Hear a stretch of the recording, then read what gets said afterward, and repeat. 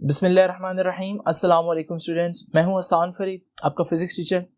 Last time हम लोगों ने बर्नौली इक्वेशन को बहुत डिटेल में डिस्कस किया था। आज से हम बर्नौली इक्वेशन की कुछ बहुत इंपॉर्टेंट एप्लीकेशंस डिस्कस करेंगे। तो आइए स्टूडेंट्स स्टार्ट करते हैं आज का लेक्चर। स्टूडेंट्स, जैसे कि आप लोग जानते हैं कि आज का हमारा जो टॉपिक है वो बर्नौली की एक एप्लीकेशन है जिसको हम टॉरिसलेस थ्योरम बोलते हैं। बर्नौली की एप्लीकेशन तब तक नहीं समझ में आ सकती जब तक आप बर्नौली इक्वेशन को अच्छी तरह से ना जानते हो। तो अगर आप बर्नौली इक्वेशन को अच्छी तरह से जानना चाहते हैं तो आप इसी चैप्टर का लेक्चर नंबर 5 जरूर देखिए, फिर जाकर आपको ये टॉपिक जो है वो समझ में आएगा। सबसे पहले ये जो शख्स टॉरिसलेस जिसका नाम मैंने लिखा है, ये टॉरिसली बेसिकली इसने काफी ज्यादा काम किया है। ये टॉर का वर्ड आपने केमिस्ट्री में देखा होगा।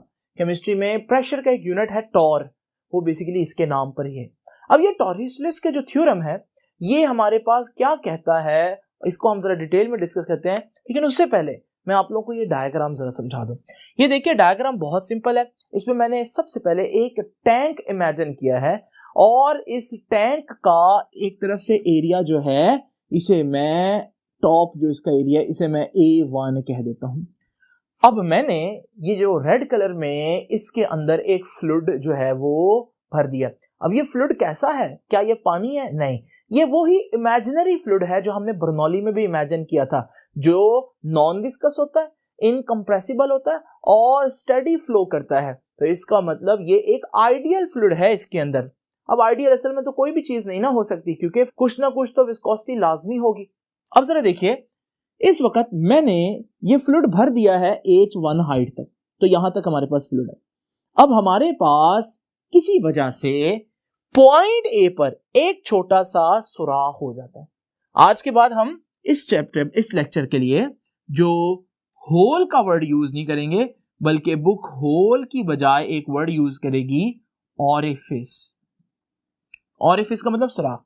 तो ये हमारे पास एक ऑरिफिस है A। अच्छा, बुक की जो डायग्राम है ये वाली, इस डायग्राम में आपको एक और ऑरिफिस B भी नजर आ रहा है और वो यहां करके है, और ये मैंने ड्रॉ नहीं किया। उसकी कुछ रीजन है, अभी आप लोगों को पता चल जाएगी। मैं सिंपल डिस्कशन करूंगा आप लोगों के साथ। ये देखिए जी, हमारे पास ये ऑरिफिस A है। अब आपको मालूम है, जब किसी भी फ्लूइड से भरे हुए टैंक में सुराख हो जाए तो फ्लूइड उस सुराख से बड़ी तेजी से शूट आउट करता है, बाहर निकलता है।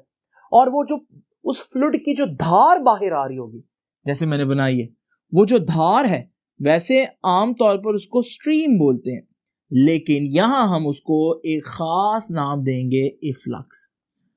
अब हमें मालूम है जैसे जैसे वो पानी या वो जो भी फ्लूइड है वो बाहर निकलेगा तो आहिस्ता आहिस्ता उस फ्लूइड का लेवल नीचे आता जाएगा। यानी कि यहां से उस फ्लूइड के मॉलिक्यूल्स का निकलने की वजह से यहां से मॉलिक्यूल नीचे आएंगे। यहां जो मॉलिक्यूल नीचे आएंगे जिस स्पीड से, उसे मैं V1 कह देता हूं, और यहां से जो वो मॉलिक्यूल बाहर को निकलेंगे उसे मैं V2 कह देता हूं। और हमारा आज का आर्टिकल यही है कि V2 को फाइंड आउट करना है। V2 किसकी स्पीड है? ये जो हमारे पास इफ्लक्स है, ये जो हमारे पास धार है, इसकी स्पीड है। तो हमने क्या फाइंड आउट करना है? V2। किसको यूज करते हुए? टॉरिसलेस थ्योरम को। तो इसका मतलब सबसे पहले अगर आपसे कोई पूछे कि भाई टॉरिसलेस जो थ्योरम है किस लिए यूजफुल होता है, किस लिए यूज होता है, उसका पर्पस क्या है, तो याद रखिएगा इसका पर्पस है to find speed of efflux. किसी भी धार की स्पीड जो है वो फाइंड आउट करनी है। आखिरी चीज जो डायग्राम में नोट करने वाली ये है कि हमारे पास जो फ्लूइड का टोटल हाइट है जमीन से, जब वो पूरा भरा हुआ कंटेनर, तो वो H1 है, और जिस हाइट पर सुराख हुआ है जमीन से वो कितनी हाइट पर है? H2।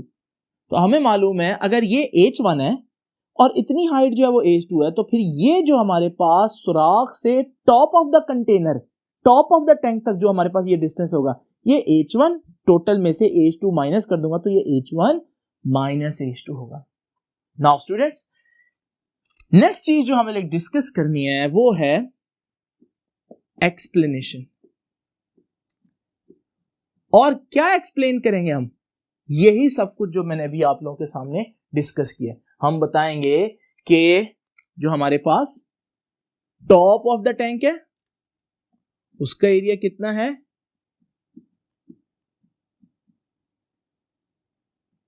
वो है A1। और फिर हम बताएंगे कि जो इफ्लक्स है, जो सुराख है, उसका एरिया कितना है, A2। और वो देखिए वो तो एरिया बड़ा छोटा सा होगा, तो याद रखिएगा एरिया ऑफ ऑरिफिस, जो सुराख है उसको मैंने ए का नाम दिया, ऑरिफिस ए, वो एरिया कितना है, वो है A2। और ये क्लियर है कि इट इज क्लियर, ये नजर आ रहा है, क्या नजर आ रहा है कि A1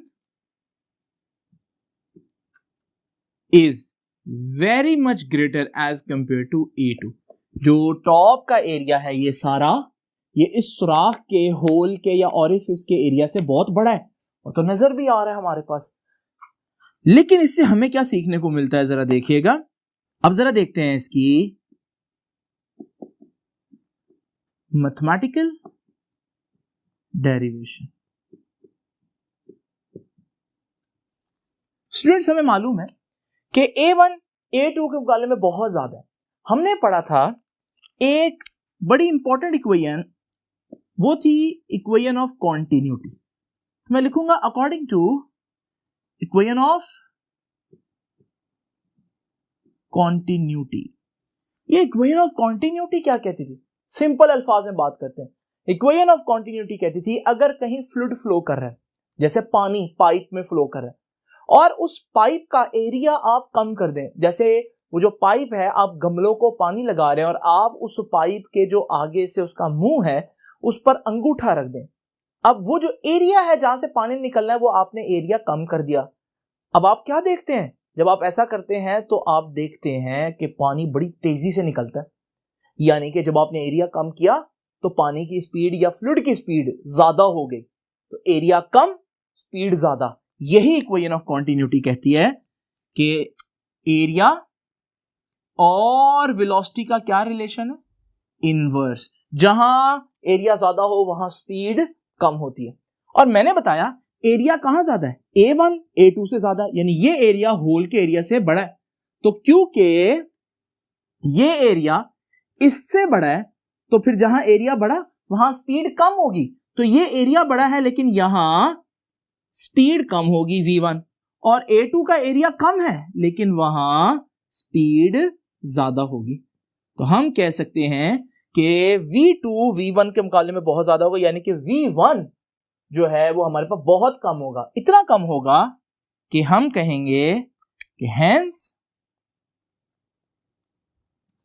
V1 can be neglected, कि V1 इतना कम है कि हम उसको निग्लेक्ट कर देते हैं, यानी कि हम सपोज कर लेते हैं कि V1 तकरीबन जीरो है। क्या हकीकत में जीरो है? नहीं, इतना कम है कि उसका रोल नहीं है, तो हम उसको जीरो कंसीडर कर लेते हैं। नाउ स्टूडेंट्स, हमें मालूम है कि इक्वेशन किस चीज की है। आज की जो एप्लीकेशन है वो बर्नौली की एप्लीकेशन है, और बर्नौली की एप्लीकेशन तो बर्नौलीज इक्वेशन के बगैर हो ही नहीं सकती। अब बर्नौली इक्वेशन हम लोगों ने लास्ट टाइम पढ़ी थी, तो वो मैं आपके सामने एक दफा फिर से लिखता हूं। मैं कहूंगा according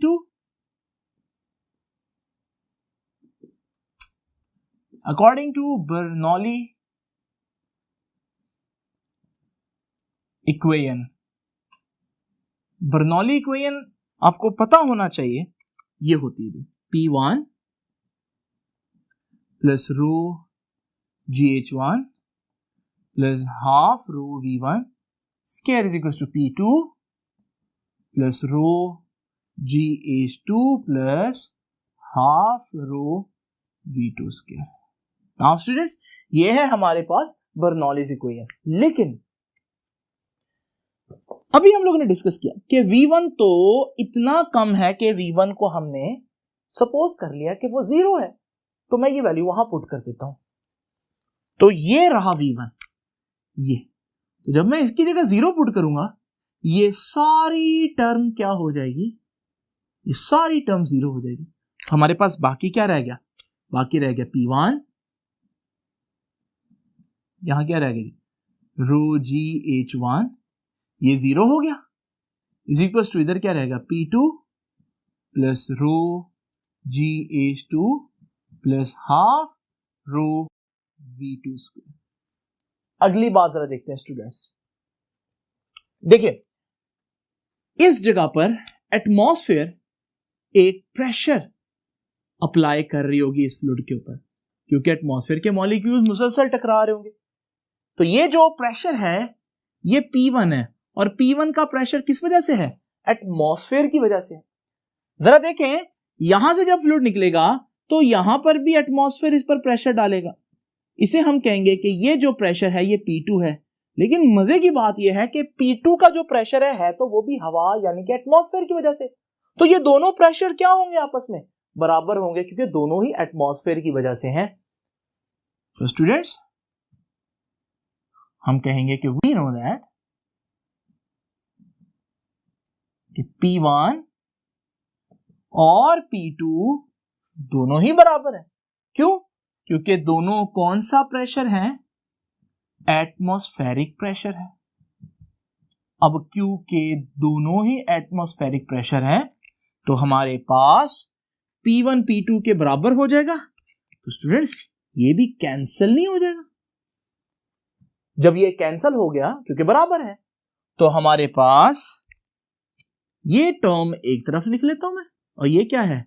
half rho V2 square. अच्छा इधर क्या है? रो GH1, और ये रो GH2 उधर जाकर माइनस हो जाएगा, तो रो GH2। स्टूडेंट्स यहां से आप देख सकते हैं कि क्या कॉमन आ रहा है? रो और G कॉमन आ रहा है, और अंदर क्या रह गया? H1 minus H2।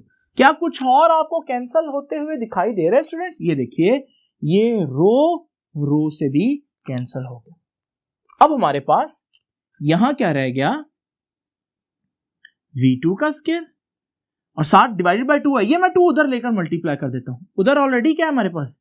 G है, और ब्रैकेट में H1 माइनस H2 है, और ये 2 जो डिवाइड हो रहा है जब उधर जाकर मल्टीप्लाई होगा तो ये देखें ये 2 उधर जाकर मल्टीप्लाई हो गया।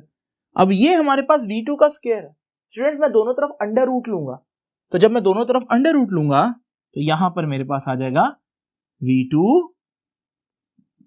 और यहां हमारे पास आ जाएगा 2GH1 माइनस H2 का अंडर रूट। तो ये जो हमारे पास इक्वेशन आई है इसको जरा गौर से देखें। ये इक्वेशन क्या वैल्यू बता रही है? V2 की। और V2 क्या था? V2 तो इफ्लक्स की उस धार की स्पीड थी। इसका मतलब हम लोगों ने जो मालूम करना था वो कर लिया। तो हमारे पास ये आ गई जी स्पीड ऑफ इफ्लक्स। इस फार्मूले में एक बड़ी खास बात है, और उसी खास बात पर हमारा आज का जो कंक्लूजन है वो डिपेंड करता है, जो टॉरिसलेस ने निकाला, टॉरिसलेस थ्योरम ने। अब हमारे पास वो कंक्लूजन बताने से पहले एक नजर आप इस फार्मूला को देखें, ये बहुत इंपॉर्टेंट है। ये किस चीज की स्पीड है? ये इस धार की स्पीड है, ये इस धार की स्पीड है, इस इफ्लक्स की स्पीड है।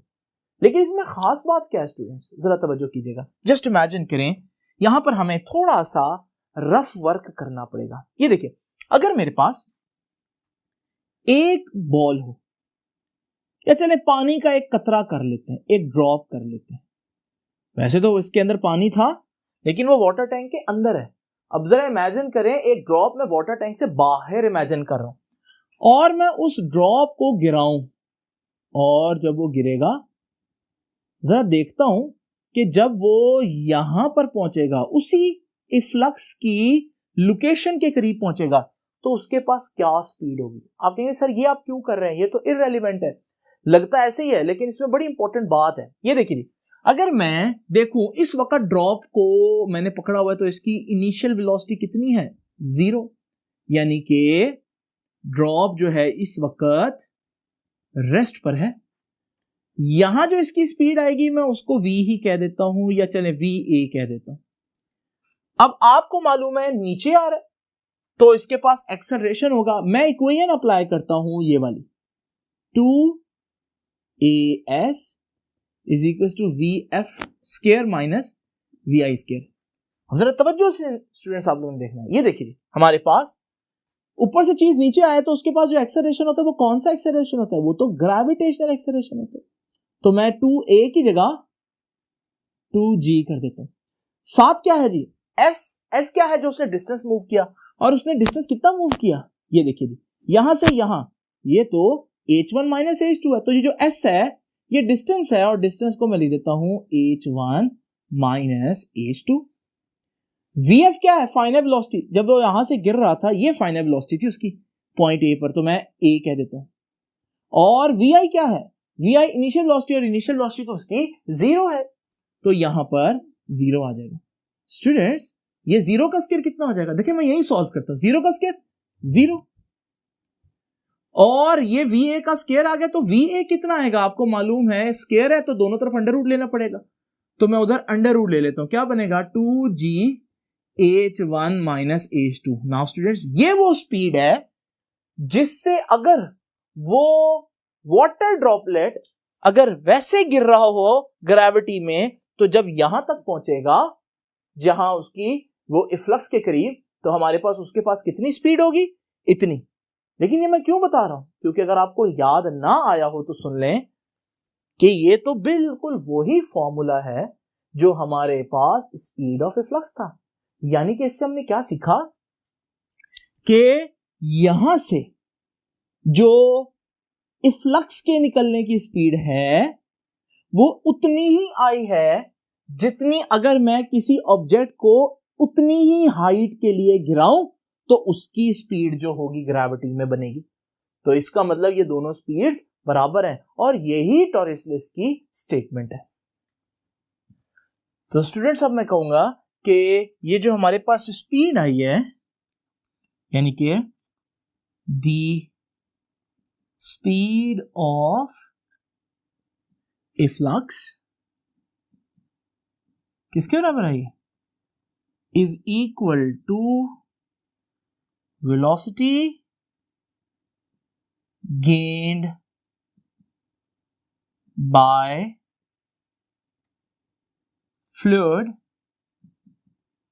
in falling through distance h1 minus h2 under the action of gravity, under the action of gravity। तो हमारे पास स्पीड ऑफ इफ्लक्स उतनी आई है जितना अगर कोई फ्लूइड ग्रेविटी की वजह से नीचे गिर रहा हो उसी हाइट के लिए h1 माइनस h2 के लिए, तो उसकी स्पीड होगी। अब यहां पर हमारे पास वक्त आता है कि हम उस चीज को डिस्कस करें जिसको मैंने अभी आप लोगों के सामने एक्सप्लेन नहीं किया। तो जरा देखते हैं स्टूडेंट वो क्या चीज है। नाउ स्टूडेंट्स जरा ये डायग्राम देखें, आपकी बुक पे बनी हुई है। अभी इस ऑरिफिस ए को तो हमने डिस्कस किया, लेकिन ये जो दूसरी ऑरिफिस है इसको हम लोगों ने अभी डिस्कस नहीं किया। तो आइए जरा देखते हैं ये ऑरिफिस का क्या मतलब है। ये देखिए हमारे पास वही ऑरिफिस है जो मैंने आप लोगों के सामने बनाई, और इसमें से पानी जो है वो एक इफ्लक्स जो है वो निकल रही है। अगर मैं इस ऑरिफिस का जो फेस है वो अपवर्ड कर दूं ऊपर की तरफ, तो आपको मालूम है यही पानी जब बड़ी स्पीड से निकलेगा तो ये ऊपर जैसे एक फवारा होता है वैसे ऊपर को जाएगा। अब वो कहता है कि असूलन इसके पास वो स्पीड है कि इसको वापस कहां तक पहुंचना चाहिए, पानी को जो वाटर के टैंक की जो हाइट है वहां तक, टॉप तक पहुंचना चाहिए। लेकिन एक्चुअली में ये कभी भी टॉप तक नहीं पहुंचेगा, और ये बात उसने लिखी है आपकी बुक के पेज 135 पर। इस लाइन में वो कह रहा है कि इसको कहां तक पहुंचना चाहिए, वाटर के टैंक के टॉप तक पहुंचना चाहिए। लेकिन फिर वो अगली ही लाइन में क्या बोल रहा है, आखिरी लाइन में कह रहा है कि जो विस्कस लॉसेस हैं, विस्कोसिटी की वजह से, फ्रिक्शन की वजह से, एयर फ्रिक्शन की वजह से और बहुत सी चीजों की वजह से हमारे पास कुछ ना कुछ एनर्जी लॉस तो होगा। इस वजह से ये कभी भी आइडियली एग्जैक्ट हाइट तक नहीं पहुंचेगा, टॉप तक नहीं पहुंचेगा, बल्कि उससे थोड़ा सा नीचे तक ही रहता है। तो ये एक चीज है जिसको आप लोगों ने और नोट कर लेना है। नाउ स्टूडेंट्स, अब जरा डिस्कस करते हैं कि हमारे पास जो स्पीड ऑफ इफ्लक्स है वो किन फैक्टर्स पर डिपेंड कर रही है।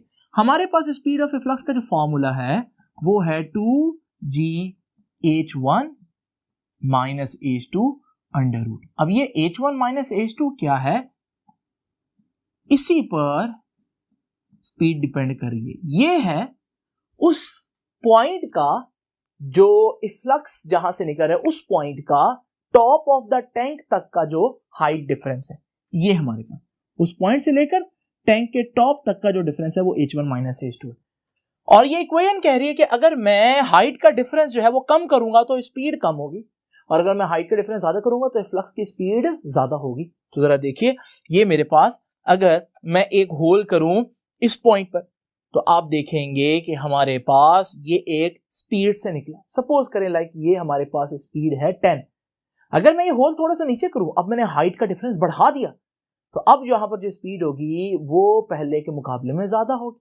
और फिर अगर मैं इससे नीचे करूं तो हमारे पास हाइट का डिफरेंस और बढ़ गया। तो जितना मैं सुराख नीचे करूंगा उतना स्पीड ऑफ इफ्लक्स ज्यादा होगी। तो यहां से हमने क्या सीखा, अगर मैं ये पूछूं कि स्पीड ऑफ इफ्लक्स मैक्सिमम कब होगी, तो जब मैं सुराख मैक्सिमम डेप्थ में करूंगा, तो इस पॉइंट पर जब मैं होल करूंगा तो आप देखेंगे कि speed of efflux would be maximum, बहुत तेजी से जो है वो हमारे पास इफ्लक्स निकलेगा।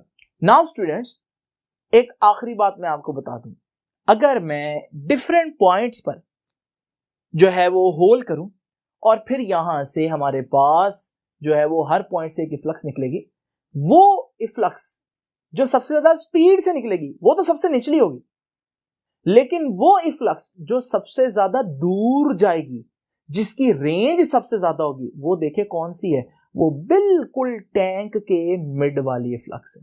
यानी कि अगर आप टैंक 10 फुट का है और आप वहां से एक ऐसा पानी का लीकेज करना चाहते हैं जो मैक्सिमम दूर जाकर गिरे, तो आप कहां पर करेंगे, 5 फीट पर, बिल्कुल मिड में। तो स्टूडेंट्स, ये था हमारे पास थोड़ा सा तारुफ टॉरेस्लेस थ्योरम के बारे में।